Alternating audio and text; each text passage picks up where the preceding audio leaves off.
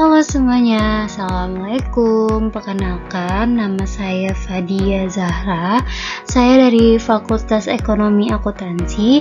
Di sini saya akan menjelaskan tentang akuntansi mudharabah. Kita bakal bahas selanjutnya ya. Oke, di sini saya akan menjelaskan apa itu murabahah dan mudharabah. Kalau mudharabah itu adalah akad dalam ekonomi syariah di mana murabahah merupakan jual beli dengan penyebutan harga perolehan dan keuntungan secara transparan. Sedangkan mudharabah adalah kerjasama antara pemilik dana dan pengelolaan dana dengan sistem bagi hasil sesuai kesepakatan. Di sini ada dasar-dasar mudharabah. Yang pertama itu ada Al-Quran surat Al-Baqarah ayat 276 yang menyebutkan Allah telah menghalalkan jual beli dan mengharamkan riba. Yang kedua itu ada hadis dari Abu Hurairah yang dimana Allah mengasihi orang yang memberi kemudahan bila ia menjual dan membeli serta di dalamnya menagih haknya. Yang ketiga itu ada surat Al-Quran surat Al-Baqarah ayat 280 yang menyebutkan, dan jika orang yang berhutang itu dalam kesukaran, maka berilah tangguh sampai ia kelapangan. Yang keempat itu ada Al-Quran surat Al-Baqarah ayat 282 dan juga menyebutkan, hai orang yang beriman, jika kamu melakukan transaksi utang piutang untuk jangka waktu yang ditentukan, tuliskanlah. Oke, di sini ada ruang lingkup PSAK 102. Nah, PSAK itu apa sih? PSAK itu adalah pernyataan standar akuntansi keuangan yang dimana ruang lingkup PSAK 102 ini mencakup lembaga keuangan syariah dan koperasi syariah yang melakukan transaksi murabahah baik sebagai penjual maupun pembeli. Selain itu, ketentuan ini juga berlaku bagi pihak-pihak yang melakukan transaksi murabahah dengan lembaga keuangan atau koperasi syariah tersebut. Dengan kata lain, seluruh transaksi murabahah yang melibatkan institusi keuangan berbasis syariah harus mengikuti pedoman yang telah ditetapkan dalam PSAK 102. Sekarang kita bahas tentang karakteristik mudharabah. Ada 3, yaitu yang pertama ada penjual harus memiliki dan menguasai aset sebelum dijual kepada pembeli. Yang kedua ada jika penjual mewakilkan pembelian barang kepada nasabah, maka akad murabahah dilakukan setelah barang tersebut menjadi milik penjual. Yang ketiga itu ada tidak diperbolehkan menambahkan harga di luar yang telah disepakati dalam akad. Oke, sekarang kita akan membahas jenis-jenis antara murabahah dan mudharabah. Oke, yang pertama itu ada murabahah. Murabahah ini ada 2 jenis.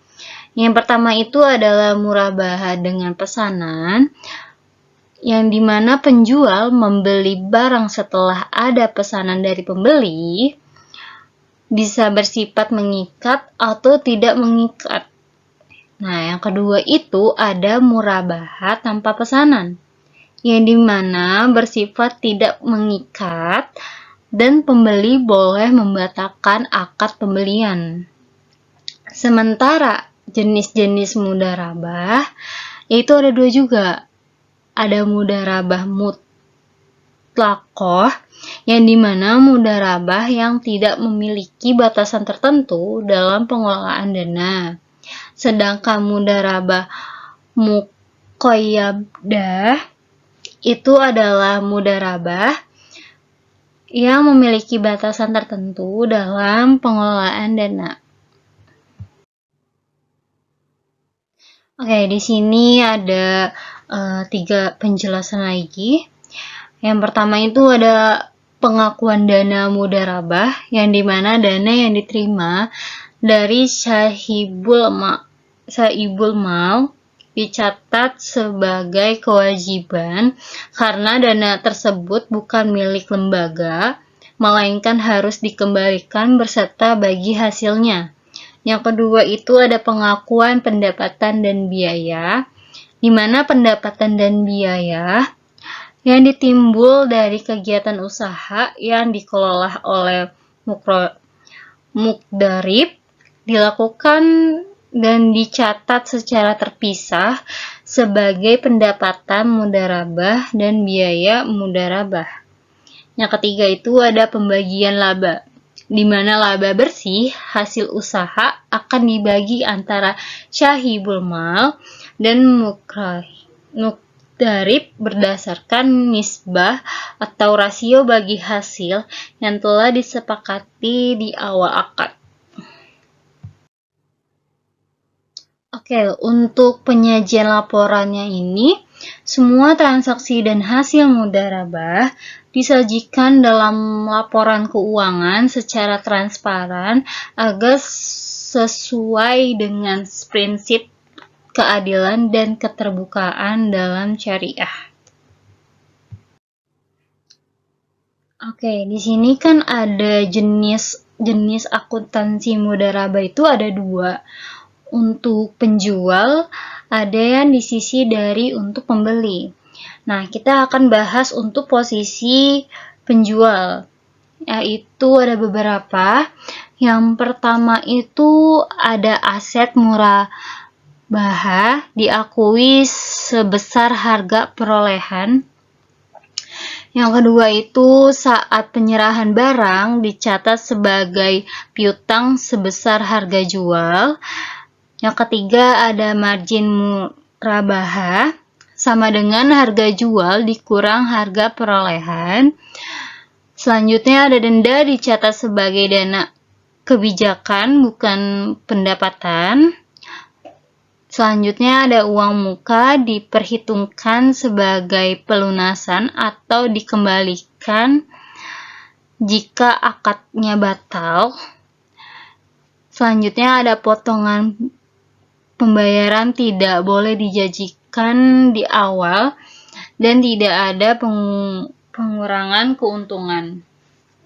Selanjutnya ada piutang murabahah disajikan sebesar nilai realisasi bersih dan margin tangguhan disajikan sebagai pengurangan piutang. Selanjutnya harus diungkapkan sebagai harga perolehan, status janji pesanan, dan info sesuai PSAK nomor 101.